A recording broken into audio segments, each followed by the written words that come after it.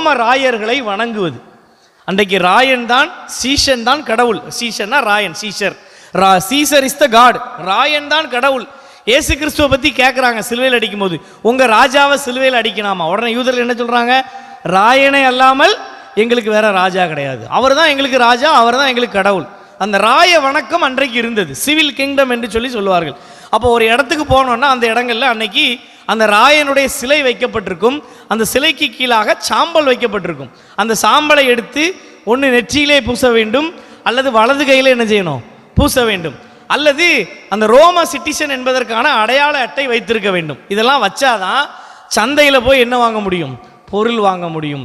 அந்த ஒரு மார்க்கெட்டுக்குள்ளே போனோன்னா அங்கே வியாபாரம் பண்ணுவதற்கு இந்த ராயனுடைய அந்த சாம்பலை என்ன செய்யணும்? பூசணும். பூசினாதான் எங்கே விடுவாங்க? வியாபாரம் பண்ண முடியும், விற்க முடியும், வாங்க முடியும், கொள்ள முடியும் என்று சொல்லி என்ன செய்யப்பட்டிருக்கிறது? போடப்பட்டிருக்கிறது. இப்படி ராயர்களை வணங்கி கொண்டிருந்த காலகட்டத்திலே கிறிஸ்தவர்கள் என்ன சொல்லுகிறார்கள்?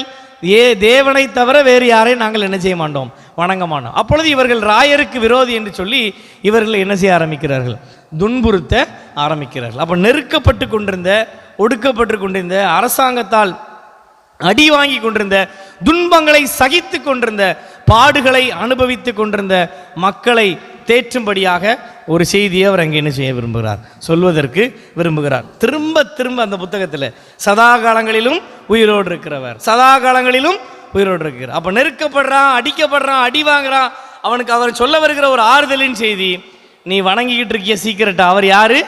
சதா காலங்களிலும் உயிரோடு இருக்கிறவர், பயப்படாத. இதைத்தான் அவர் என்ன செய்ய விரும்புகிறார்? சொல்ல விரும்புகிறார். வெளிப்படுத்தின விசேஷத்தினுடைய செய்தியே பயப்படாதே. ஆனால் அன்றைக்கி எப்படி மாற்றிட்டோம்? பயந்து சாவு. முத்திரை வந்துட்டு, அந்தி கிறிஸ்து வந்துட்டான், மேற்கு அந்த ஈரான் யுத்தம் வந்துட்டு, அவ்வளோதான் முடிஞ்சு.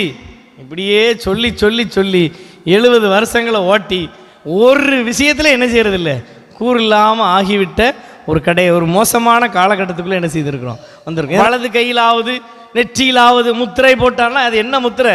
ரோம மன்னனுடைய அந்த சிலையினுடைய அந்த சாம்பலை பூசுகிறவன் தான் உள்ள என்ன செய்ய முடியும்? அனுமதிக்க முடியும். இது அன்றைக்கு இருந்த காலகட்டம். It is a history. AD 70 கிபி 70 அந்த தேவாலயம் இடிக்கப்பட்டது. இடிக்கப்பட்ட பின்னர் கிபி 100க்கு அப்புறம் அந்த கிறிஸ்தவத்தினுடைய உபத்திரவம் என்ன செய்ய ஆரம்பித்தது?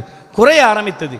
கிபி 100வது ஆண்டிலே 10,000 இருந்த கிறிஸ்தவர்களின் எண்ணிக்கை இந்த 2026ஆம் ஆண்டிலே 200 கோடியாக என்ன செய்திருக்கிறது?